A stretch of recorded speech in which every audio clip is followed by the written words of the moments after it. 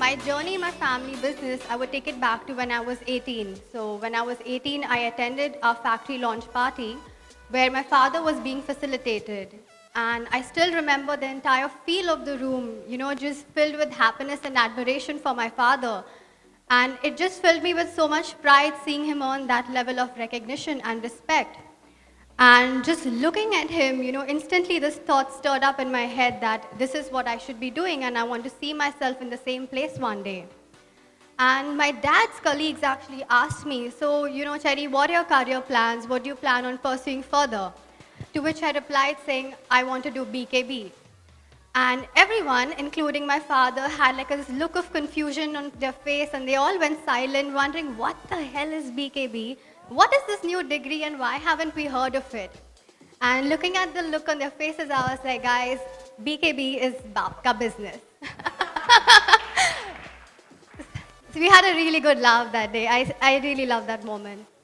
So at 23 is when I joined my family business and I realized it's not going to be a cakewalk. And the recognition that I was looking for would entail a lot of hard work and discipline. Even though I was driven, I lacked a lot of focus and seriousness which was required of me back then. And at the same time, I started my clothing line. It was a clothing fashion startup which soon turned into a full-fledged business over time.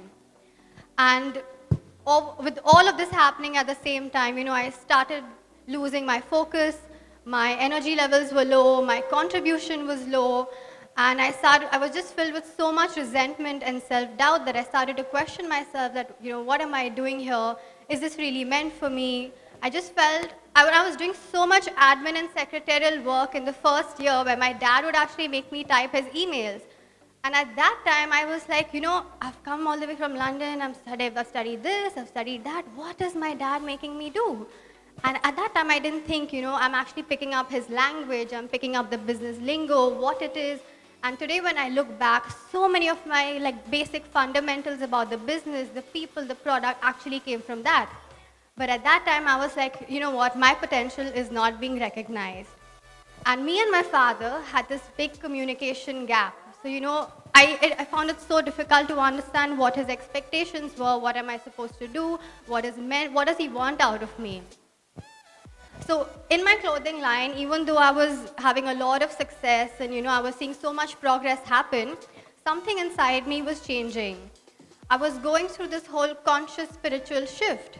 And my very beliefs about life and fashion were changing towards being more conscious and sustainable.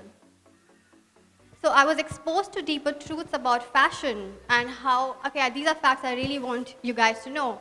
So fashion is the second most largest polluting industry after oil. Isn't it hard to believe that? How can something as pretty as this or as pretty as what we all are wearing cause pollution? Brands, fast fashion brands exploit workers. So the pretty dress that we buy, which is for say 4,000 bucks, 5,000 bucks, earns 1 paisa to a worker who works say 12 to 14 hours a day. They employ child labor. It is the biggest polluter of the environment. So there's a saying that goes, if you want to know what's in fashion the next season, go to China, see the color of the river. If it's pink, that means that's the color of the season. That's how polluted it was. And I realized that I cannot be in an industry that is doing this to our world and our environment. If I'm not contributing anything positive towards it, I don't want to be in it. And sooner, I decided to quit fashion. At the same time, I, on a personal level, completely stopped wearing fast fashion brands and started to support more homegrown, indigenous brands. So I had a huge wardrobe that I had to, sell out. So what did I do? How did I manage to get rid of that? Okay, so I had a huge wardrobe, like I said. It was somewhere around, say, 2,000 items, including clothes, shoes, bags, accessories, everything. And I decided to have 2 garage sales at home. And I put up all of these items on sale, some 300 pairs of denims. And actually, if you want to buy my closet, it's still live on Kootloot and a couple of other apps, so do check it out. And that was actually a big success, so a lot of my stuff got sold out there. And post that, sorry. Yeah, so, decluttering my wardrobe actually taught me a lot of things. It taught me the importance of minimalism. And I started appreciating the simpler things in life, how just decluttering your wardrobe declutters your mind. And I started using the time and energy that I saved in more important tasks. So there it was, my fashion journey was done. And so I know all of this happened for a reason. And the reason was actually revealed to me a couple of months later. So my father actually underwent a bypass surgery. And while he was still at the hospital, I was sitting down in the lobby, with his friends, our employees, and other business associates. And I was having conversations about my career and, what I should do ahead.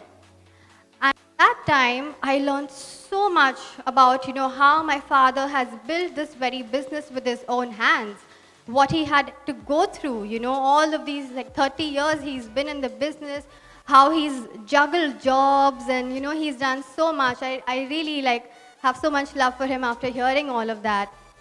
So once I learned all of that, I realized that I no longer can take the back seat in the business. I had to raise myself from being a daughter to a director immediately. And since that day, it has been no looking back for me. And this actually opens such a beautiful communication channel between me and my dad. We always had this silent communication that was going on. He wants me to do something, but will never say it. Not one word, but he wants you to do it. No room for error, nothing.